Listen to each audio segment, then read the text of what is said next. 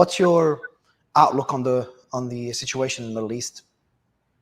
Well, I think the objective of both MI6, CIA, and Mossad, of all three of those organizations, and by implication of Washington, Ankara, and Jerusalem, has been to balkanize the region.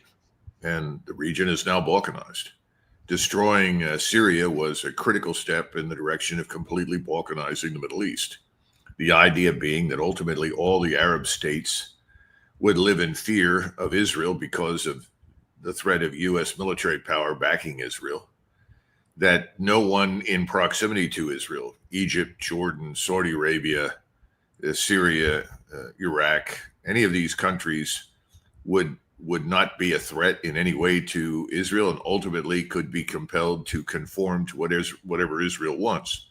Again, by implication, you're talking about the City of London banks, New York City finance, Washington, and Jerusalem. So I think they've achieved that goal. Everything is balkanized. Now, what has not gone well? Well, a number of things haven't gone very well. I don't think this Azeri Armenian treaty has much staying power. I don't think the respective parliaments will vote to support it. And I don't think we have a way to keep it alive. It's basically, once again, a concession to Israeli strategy in the region, which is to try and encircle Iran. We've signed up for it, at least in part because it also threatens to break up BRICS, at least in our minds, and to interrupt or disrupt cooperation and communication between Iran and Russia. I don't think any of that's going to work out in the Caucasus. So I think ultimately we'll run out of steam and the Russians will prevail in the Caucasus. That's another entire subject, but the Iranians have already said very clearly that if we try to employ this corridor that we have now volunteered to man and control and manage, that it will be taken as an act of war against Iran. So I think we've reached the limits in some respects of what we can do to encircle and surround Iran. The Kurds, of course, are allied with Israel, and we're backing them, and they are a thorn in the side of Erdogan. Erdogan has mixed feelings about what's happened in Syria because whatever claim he may have had to lead Islam is now completely destroyed because he's saddled up with the great Satan or the little Satan, whatever you want to call it, Israel, against everybody else in Islam. Iran is recovering very, very rapidly from the last war. In fact, I would argue that their air and space missile defense is excellent. The Russians have poured in there. They've invested a lot of time so that air and missile defense forces in Iran are now infinitely more lethal and capable than they were during the 12-day exchange of missiles. At the same time, Iran's missile arsenal has continued to expand. Its technology has improved.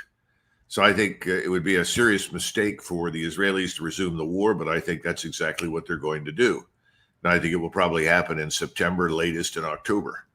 It could happen earlier, depending upon events. We don't know. And we should be on the alert for all sorts of false flags staged by MI6 with help from Mossad that might accelerate that process. But I think that's inevitable. We, on the other hand, have a whole series of problems that we still had at the end of the 12-day war, and we're working very hard to compensate for the losses of aircraft and missiles and so forth during the 12-day war. How well is that going? I can't say with absolute certainty, but we've got a lot of people working on it. So we, too, are getting ready for what we think will be a resumption of the war with Iran. So the best I can say is, we haven't achieved much in terms of, if you're interested in peace and stability, and I see no evidence that either Israel or the United States or London are interested in peace and stability in the region. I see they're still interested in reinforcing the balkanization with the ultimate hope, which I think is forlorn, but they're hoping they can bring down Iran in ways that they were unable to bring down Russia. That is, remove the government, fragment the society, divide the country, and then ultimately get control of the oil and gas reserves. So I don't think that'll work, but that's what we're still trying to do. Okay, that's a pretty big statement. I did not expect you to say that you'll think the war will resume later this year. But I want to go back to two areas that I think are now kind of split on whether they the positive developments or not. One is in Lebanon and one is in Syria. In Lebanon, the government has voted to disarm Hezbollah. So there's two ways of looking at it.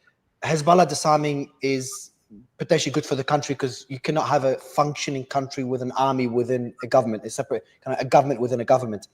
So a lot of people, at least business people, are really optimistic if that goes through and if Hezbollah does disarm. But they're also worried that if Hezbollah does not disarm, what happens next?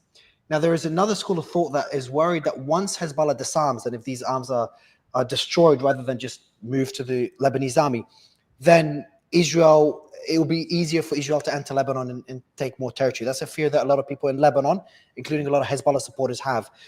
Where do you stand on this? Do you think Lebanon will end up winning if Hezbollah disarms? Do you think Hezbollah will disarm? Or is there still a risk of a Hezbollah-Israeli war, or maybe Lebanon-Israeli war? Well, this is an area where I am not an expert by any stretch of the imagination. I would simply say that if I were in Lebanon and I were betting that Israel is somehow or another going to change, in other words, a leopard changes its spots and suddenly abandon any goal under any circumstances of acquiring new territory from Lebanon, and that therefore we can justify accelerating the disarmament of Hezbollah, I would say the people in Lebanon are delusional. I think that Israel has its eye on everything south of the Litani River. They're currently occupying the watershed in the mountains that are adjacent to Lebanon and adjacent to Syria, in southern Syria. I don't see any evidence that any of that's going to change. And then finally, what would you do if you were part of Hezbollah, having seen what's happened thus far? What incentive is there to disarm, given the attitude and the behavior and the outlook of the Israelis on the region and our willingness to support them? I don't see any change. So I can't predict with accuracy exactly what will happen in Lebanon, but I would be very, very skeptical if I were sitting anywhere in Lebanon looking at what's happening to my south. And if I were in Hezbollah, I would say we better rebuild quickly and be prepared for the next round, because I think that's really what we're facing in the region. We're facing new rounds of conflict, new rounds of war, new rounds of fighting on the basis of the annexation plan. And the annexation plan that supports Greater Israel is very real. And last question before we move to the meeting between Trump and Putin is in Syria. It's not looking too good there. We saw the attack, the kind of the few days conflict between the government and the Druze community up north. And then Israel intervened by bombing some government headquarters within the capital city. It's a pretty significant attack. And then the hostilities ended. Do you think that we could finally see peace within Syria? It's not looking too positive. Could Syria break up as a country?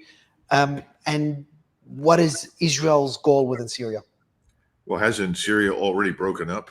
I mean, I see no evidence that it's a country at all. You have this jihadist state led by Jolani, the ISIS / Al-Qaeda man in suit. And then you have the Kurdish state to the north and to the far east. And then, of course, you have the Druze down south. The Druze and the Kurds are both allied with the Israelis, not perhaps 100%, but for the most part.